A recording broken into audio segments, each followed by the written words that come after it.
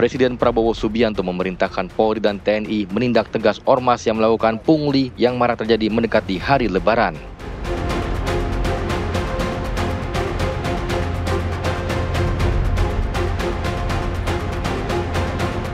Polisi tangkap seorang anggota ormas yang memaksa meminta THR kepada perusahaan di Bantar Gebang, Kota Bekasi.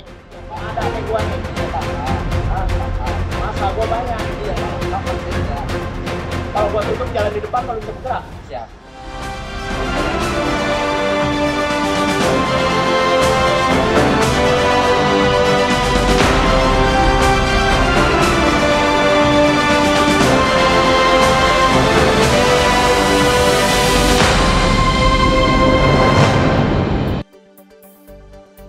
Halo, selamat siang pemirsa. Kabar Merah Putih kembali menjumpai Anda. Beragam kabar seputar aktivitas dan kebijakan Presiden Prabowo Subianto dan jajaran Kabinet Merah Putih akan kami hadirkan selama 30 menit ke depan. Bersama saya Prita Zega, inilah Kabar Merah Putih selengkapnya untuk Anda.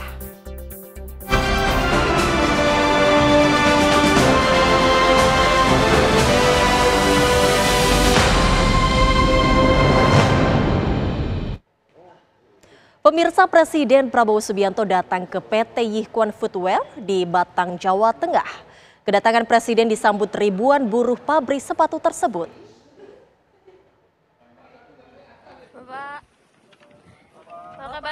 Di sela-sela kunjungan kerjanya ke Kabupaten Batang, Jawa Tengah untuk meresmikan kawasan ekonomi khusus Industropolis, Presiden Prabowo Subianto menyempatkan diri datang ke salah satu pabrik yang ada di kawasan tersebut. Prabowo mengunjungi PT Yihkuan Footwear yang diresmikan tahun lalu. Kedatangan Presiden langsung disambut meriah oleh ribuan buruh pabrik sepatu itu. Kesempatan itu pun dimanfaatkan oleh para buruh untuk bersalaman dan berfoto bersama dengan Presiden. Usai meresmikan kawasan ekonomi khusus Industropolis, Presiden menyampaikan sudah ada 20 perusahaan yang berinvestasi di KEK Industropolis. 7 diantaranya sudah beroperasi dan 13 lainnya dalam proses perencanaan. Pemerintah pun berencana menambah kawasan ekonomi khusus di tiap-tiap provinsi untuk meningkatkan investasi. Tadi sudah 20 perusahaan sudah di sini, 7 yang sudah beroperasi, 7 sudah konstruksi, 13 sedang dalam perencanaan, jadi ini luar biasa. Jadi kita optimis ya, dan ini salah satu dari berapa puluh rencana KEK yang kita akan bangun. Nanti mungkin idealnya satu KEK di tiap provinsi.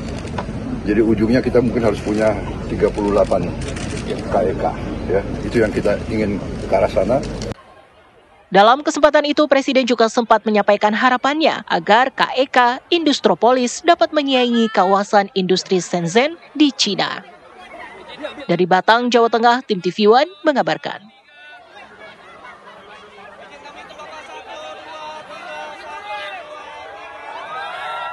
Presiden Prabowo Subianto memerintahkan Polri dan TNI menindak tegas ormas yang melakukan pungli yang marak terjadi mendekati hari Lebaran.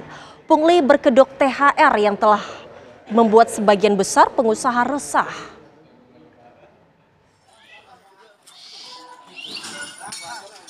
Maraknya kasus organisasi masyarakat atau ormas yang melakukan pungutan liar alias pungli, terutama meminta tunjangan hari raya THR, membuat resah para pengusaha.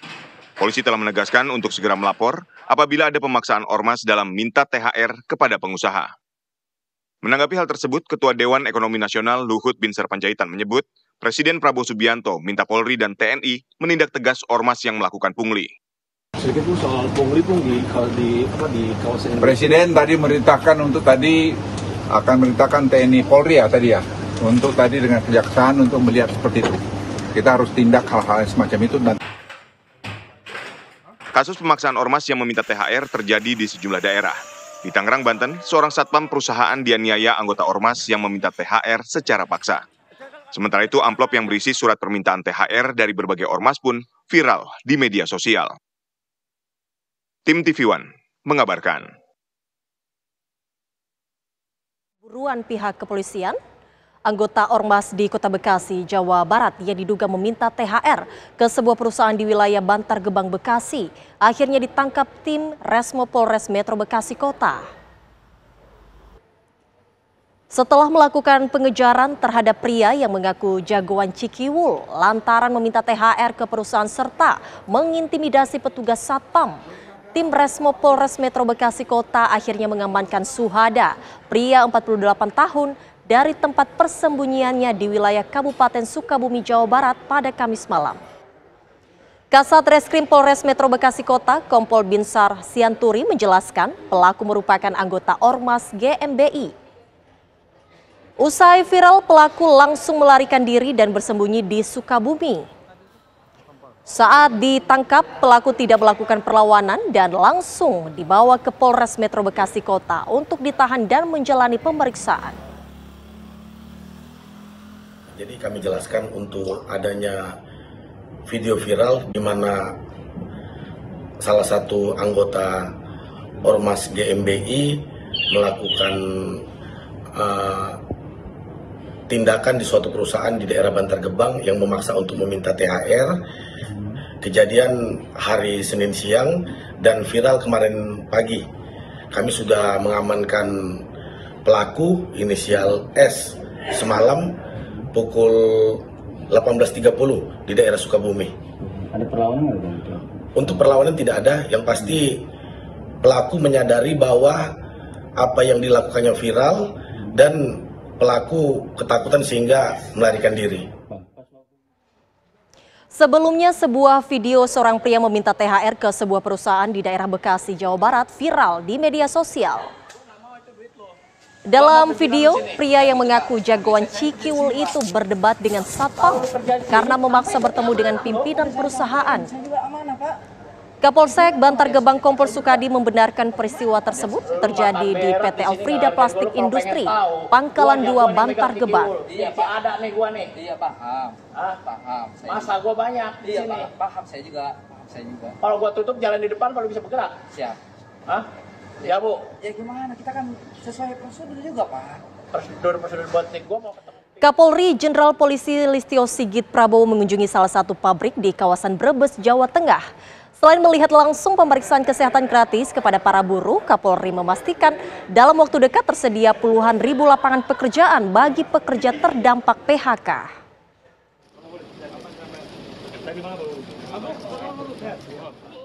Kapolri Jenderal Polisi Listio Sigit Prabowo didampingi Gubernur Jawa Tengah Ahmad Lutfi serta Presiden Serikat Pekerja KSPSI Andi Gani Nenawea melakukan kunjungan ke salah satu pabrik padat karya PT Tah Sung Ung di Brebes, Jawa Tengah. Kunjungan ini dalam rangka bakti kesehatan dan sosial Polri Presisi untuk ribuan buruh di bulan Ramadan. Selain itu, kedatangannya juga untuk memastikan para buruh sudah mendapatkan tunjangan hari raya. Usai melakukan kunjungan, Kapolri mengungkapkan dalam waktu dekat akan ada penerima sekitar 25 hingga 50 ribu tenaga kerja di tahun 2025 untuk wilayah Jawa Tengah yang diprioritaskan bagi para pekerja terdampak PHK. Saya kira ini adalah kabar yang sangat gembira. Saya berikan apresiasi kepada Tang Sohung dan rekan-rekan dari Serikat Pekerja, dan ini tentunya kabar baik untuk teman-teman kita yang mungkin saat ini sedang terdampak PHK dari PT Tang Sohung, memberikan kesempatan untuk bisa diterima karena memang di sini sedang membutuhkan tenaga kerja. Di sisi lain tadi juga disiapkan juga pendidikan khusus untuk melatih keterampilan bagi masyarakat sekitar yang akan bekerja, dan harapan kita. Kapolri juga berpesan agar buruh dapat meningkatkan keterampilan bekerja sehingga mampu bersaing dengan pekerja luar negeri. Menurutnya, pemerintah tengah membuka pintu investasi dalam negeri yang membuat peluang kerja bagi masyarakat terbuka lebar. Dari Brebes, Jawa Tengah, Tri Handoko, TV One mengabarkan.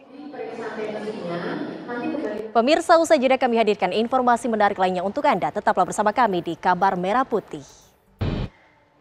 Kabar Merah Putih kembali untuk Anda.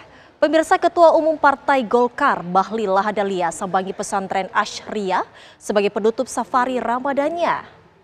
Safari Ramadan ini sebagai tradisi lama pemimpin Golkar sebelumnya. Ketum Partai Golkar Bahlil Lahadalia hadir di pondok pesantren Jumat pagi.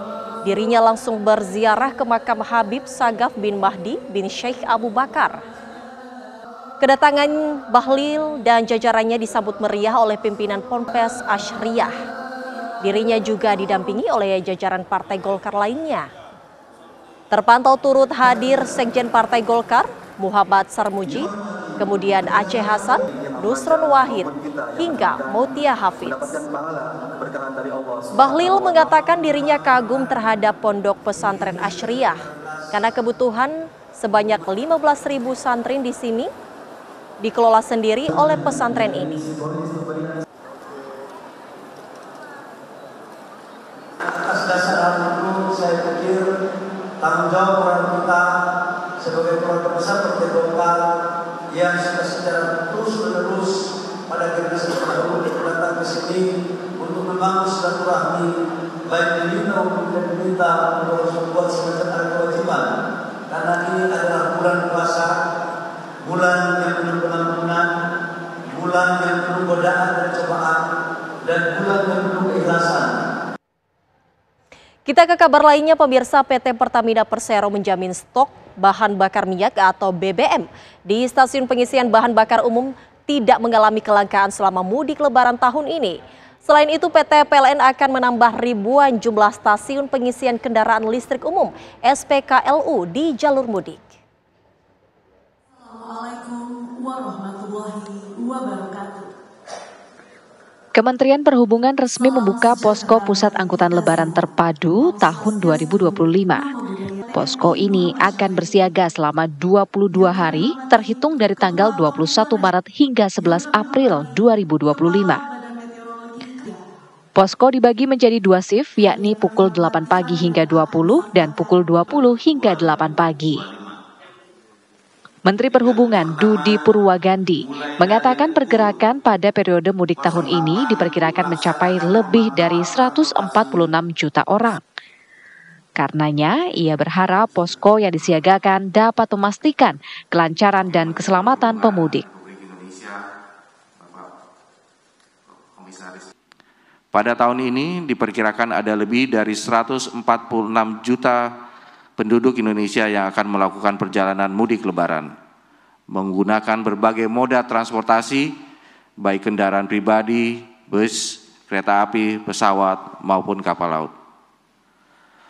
Pemerintah telah menyiapkan dengan baik sarana dan prasarana transportasi yang memadai untuk mendukung kelancaran arus mudik.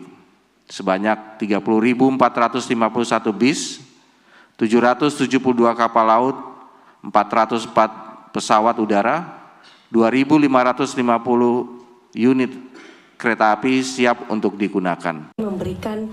Sementara itu, kelancaran arus mudik, PT Pertamina Persero menjamin stok bahan bakar minyak atau BBM di stasiun pengisian bahan bakar umum tidak mengalami kelangkaan selama mudik lebaran tahun ini.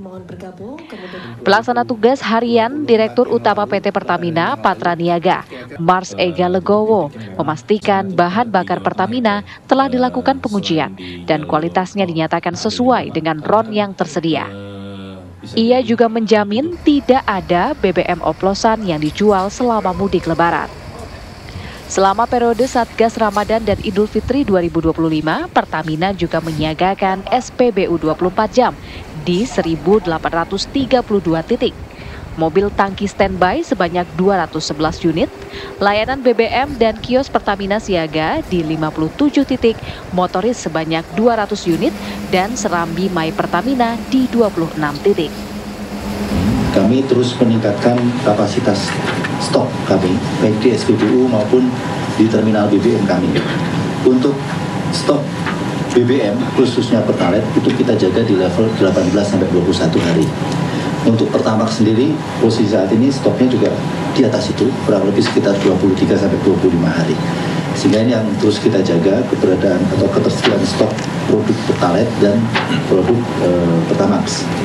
Selain Pertamina, PT PLN juga akan menambah ribuan stasiun pengisian kendaraan listrik umum atau SPKLU di jalur mudik Trans Jawa dan lintas Sumatera. Hal ini dilakukan untuk memudahkan pemilik kendaraan listrik yang akan mudik pada tahun ini. Tim TV One mengabarkan.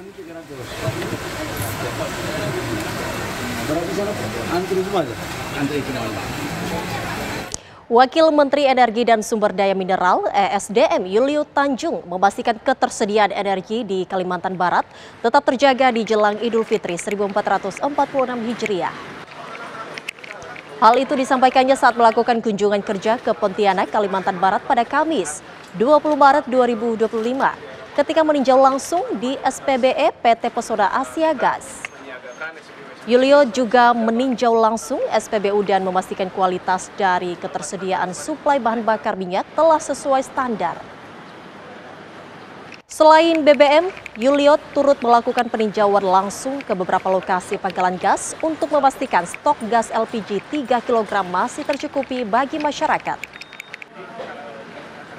Pemerintah berharap pasokan yang tersedia ini dapat membantu kebutuhan seluruh masyarakat.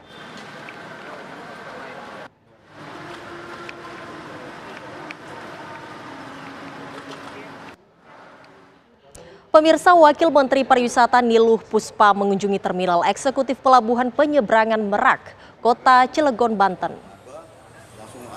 Dalam kunjungannya, Wakil Menteri Pariwisata Niluh Puspa mengelilingi seluruh area di Terminal Eksekutif Pelabuhan Merak dengan mengecek sarana dan fasilitas untuk kebutuhan penumpang. Wamen Pariwisata juga menyempatkan memeriksa kondisi ruang menyusui untuk pemudik yang membawa bayi, hingga memeriksa kondisi toilet bagi para penumpang kapal. Tak hanya di Terminal Eksekutif, Wakil Menteri Pariwisata juga meninjau dermaga reguler, tepatnya di Dermaga 1. Ia juga melihat pantauan kamera pengawas di seluruh area pelabuhan, hingga pengawasan di jalur masuk pelabuhan.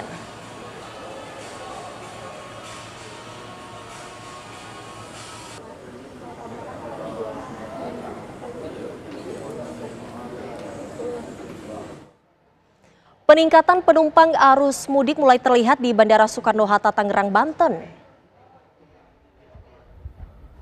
Bandara Internasional Soekarno-Hatta, Tangerang, Banten mulai sibuk melayani pengguna jasa angkutan lebaran. Hari ini terjadi peningkatan jumlah penumpang mencapai 125.000, yang sebelumnya hanya 120.000 penumpang. Mulai liburnya anak sekolah membuat sebagian warga memilih mudik lebih awal.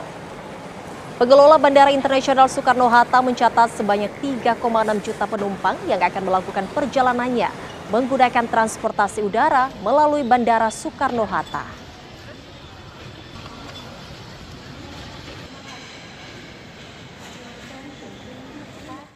Pemirsa, kabar Merah Putih akan kembali sesaat lagi usai jeda berikut ini. Kabar Merah Putih kembali untuk Anda. Pemirsa, Menteri Koordinator Bidang Pangan Zulkifli Hasan memberikan bantuan mesin cooling atau mesin pendingin susu sapi ke peternak di Boyolali, Jawa Tengah. Bantuan ini bertujuan agar produksi susu sapi di Boyolali meningkat dan terjamin kualitasnya. Menko Bidang Pangan Zulkifli Hasan mengunjungi tempat penampungan susu sapi di Mojosongo, Boyolali, Jawa Tengah. Zulkifli Hasan dan rombongan langsung memberikan bantuan uang tunai senilai 400 juta rupiah untuk pengadaan mesin cooling atau mesin pendingin susu sapi. Bantuan bertujuan agar produksi susu sapi di Boyolali meningkat dan terjamin kualitasnya. Saya menyerahkan bantuan cooling itu, jadi saya bulan November kita realisasikan sudah, ya biar produksinya meningkat. Boyolali adalah daerah penghasil susu segar terbesar di Jawa Tengah, dengan jumlah sapi perah mencapai lebih dari 94.000 ekor. Karena itulah, Boyolali mendapat julukan Kota Susu. Dari Boyolali, Jawa Tengah, Agus Sabtono, TV One mengabarkan.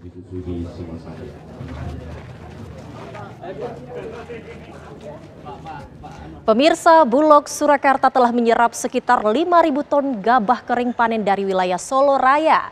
Gabah ini diolah di sentra penggilingan padi Sragen dan mitra penggilingan swasta untuk menjaga stok beras nasional. Menghadapi panen raya di wilayah Solo Raya, sentra penggilingan padi Sragen mengoptimalkan pengolahan gabah kering panen menjadi beras cadangan. Di masa panen raya, operasional penggilingan di SPP Sragen berjalan penuh hingga 3 shift. Hal ini dilakukan untuk mengolah gabah yang terus masuk dari berbagai wilayah di Solo Raya, seperti Sragen, Klaten, Sukoharjo, dan Karanganyar. Dari hasil panen raya di Solo Raya, Bulog telah menyerap sekitar 5.000 ton gabah kering.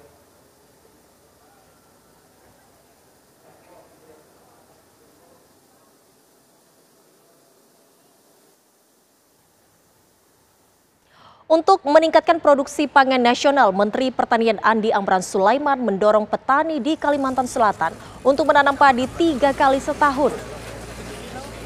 Hal tersebut disampaikan saat panen padi di Desa Baluku Baulin, Kabupaten Tanah Laut. Memiliki luas sawah 340.000 hektar, diprediksi Kalimantan Selatan mampu meningkat hasil padi menjadi 4 hingga 5 juta ton per tahun. Saat ini Kalimantan Selatan menghasilkan 1,7 juta ton padi per tahun. Kabupaten Tanah Laut dan Barito Kuala menjadi kabupaten yang diprioritaskan agar Kalimantan Selatan menjadi lumbung pangan nasional.